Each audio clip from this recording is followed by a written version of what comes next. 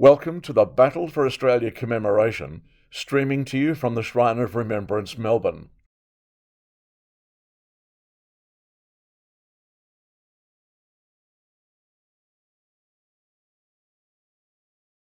Today's commemoration is pre-recorded with archival imagery due to coronavirus lockdown. Peter Meehan speaking. In the shadows of the recent 75th anniversary of Victory in the Pacific, that marked the end of World War II, today's Battle for Australia ceremony commemorates the defence of our nation when war came to the Australian mainland in 1942. Darwin and Broome bombed by air, Sydney and Newcastle attacked by sea, hundreds killed. Homeland loss of life that numbed the Australian public in fear. Success in the Coral Sea, Bismarck Sea, horrific drawn-out battles on New Guinea's northern coast under thick jungle canopies against skilled Japanese, with a hidden enemy, debilitating malaria-carrying mosquitoes. Australian and Japanese losses counted in the thousands during weeks of fighting to claim the Kokoda Trail. Battle of Milne Bay, strategic key places of battle to protect Port Moresby from heavily armed Japanese imperial forces and prevent possible annexation of Australia. Today's commemoration pays tribute to the nurses and medicos at war and at home, vital work by women of the Home Service, all of whom provided critical support for the war effort. And in this streaming service from the Shrine, 4 Melbourne school students will join us shortly to pay their tributes to the Battle for Australia. May we never forget the ordinary men and women who embodied a generation of dignity, resilience and valour, who gave their all during Australia's darkest years, 1942-1945.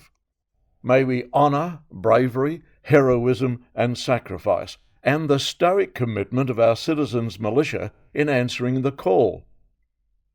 Courage, built on mateships, by many in their late teens and early 20s who knew only of their city, town and country lives, we pay tribute to women who enlisted in Women Work for Victory organisations, all of whom provided critical support in places of work, factories, production of arms, assembly lines and farms throughout rural Australia. The bombing of Darwin and Broome, hundreds killed, shelling of Newcastle steelworks, Sydney Harbour submarine attacks, lost lives aboard HMAS Cuttable, and one of the worst war crimes, the Japanese torpedo attack on the clearly identifiable Australian hospital ship Centaur off the Queensland coast with 332 people on board, just 64 survived. We remember those who paid the ultimate sacrifice during the invasion of Fortress Singapore. Thousands killed, 20,000 Australians, British and Allied forces captured to become prisoners of war. New Guinea, on the Owen Stanley Kokoda Trail, Sergeant Jack Sims and troops of the Hawthorn Rays 39th Battalion faced a well-armed enemy. Fear struck the 39th. Jack Sims remembers praying. He said, "The brave and those who were scared stiff kept on going. There were uncountable acts of selfless bravery, mates killed in bloody hand-to-hand combat. Only a handful of blokes made the final 39th Battalion muster call." With Kokoda back in Australian hands, Lieutenant Colonel Ralph Honor, commander of the 39th, wrote that his men had joined the Immortals. Sir Edward Weary Dunlop, who made surgical instruments from sharpened spoons, remembered for his gentle smile, his skill in caring for the wounded and prisoners of war in dire need, lives in the annals of Australia's medical wartime history, as do our nation's Pacific War nurses for their courage and sacrifice. Let us honour Australian nurses who served in constant danger, those who died in war-ravaged island jungles, and those who perished at sea. We remember nurses taken as prisoners of war, and those murdered at the Banker Island massacre. May they never be forgotten. We honour all who never returned. And survivors with dark memories of burying mates. Tom Newby, 4th Battalion Army, was one of those. Tom buried many mates. Most killed were in their 20s. Mate standing with you 1 minute, gone the next. Haunt him to this day. Nick Swanton, student from Carey Grammar, Hawthorn, joins us with Theatre of the Mind as an enlisted soldier with 39th Battalion on the Kokoda track. When I enlisted with Army 39th Battalion in World War II, I hadn't heard of a track in New Guinea called Kokoda. I also had no idea of the horrific bloodshed that I'd be walking into. 39th Battalion were ordered north, up the New Guinea Kokoda track, to stop the Japanese southward advance. We engaged in weeks of fierce fighting with heavy losses on both sides. At the time, we had only been issued light weapons. So, 39th Battalion casualties increased. My mates and I often resorted to savage hand-to-hand combat with terrible suffering and loss. After weeks of fighting, 39th Battalion had successfully stalled the Japanese advance. It's important to remember, at the end of the 39th Battalion's time in New Guinea, 1,666 men had served in its ranks. When we arrived back in Australia 75 years ago, the muster roll was just 32 men. Patterson River Secondary College student Harrison Hart recounts the tragic torpedo sinking of HMAS Perth and USS Houston in Indonesian waters near Java. More than 350 Australian sailors died when HMAS Perth was attacked by the Japanese in World War II. Lieutenant Gavin Campbell was one of the 680 strong crew of HMAS Perth when sent to Java, now Indonesia, to withstand the seemingly invincible Japanese Imperial forces. HMAS Perth, along with the American ship USS Houston, were torpedoed by a Japanese ambush. There was absolute chaos. Perth sunk, taking more than half of its crew down with it, as sailors, including Lieutenant Gavin Campbell, scrambled into the water to get away. A Japanese ship picked up about 200 Australians who endured a 3-year torturous ordeal as prisoners of war. Many worked on the Burma-Thai Railway.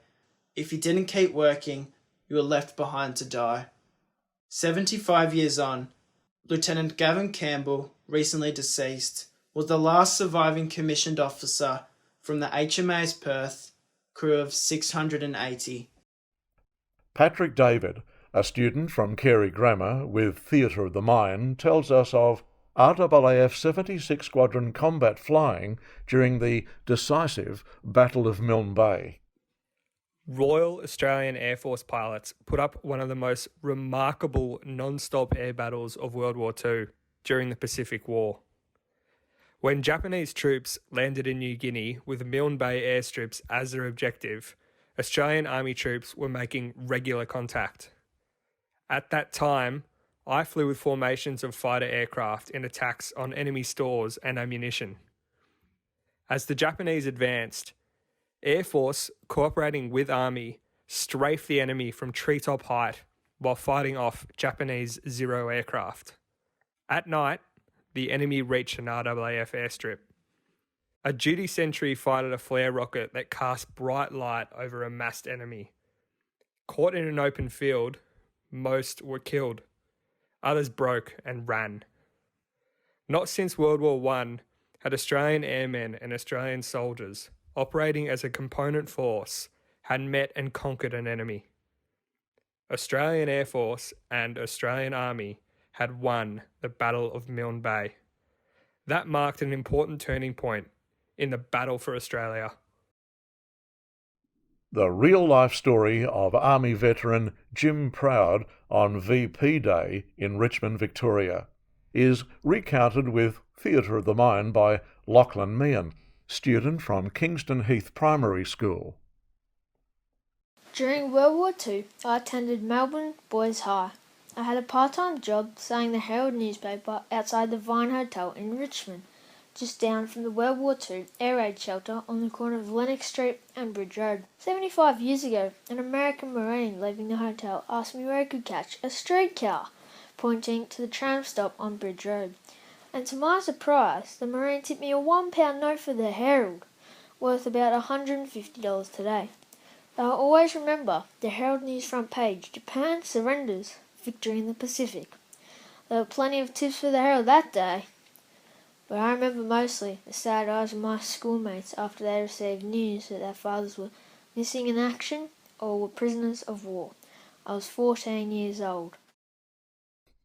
We honour and embrace with love our dwindling numbers of brave, courageous men and women. Australia can never repay the debt we owe those who served to defend Australia in the Pacific War, nor can our nation repay 1 million Australians who courageously served with honour, bravery and sacrifice in all global conflicts of World War II.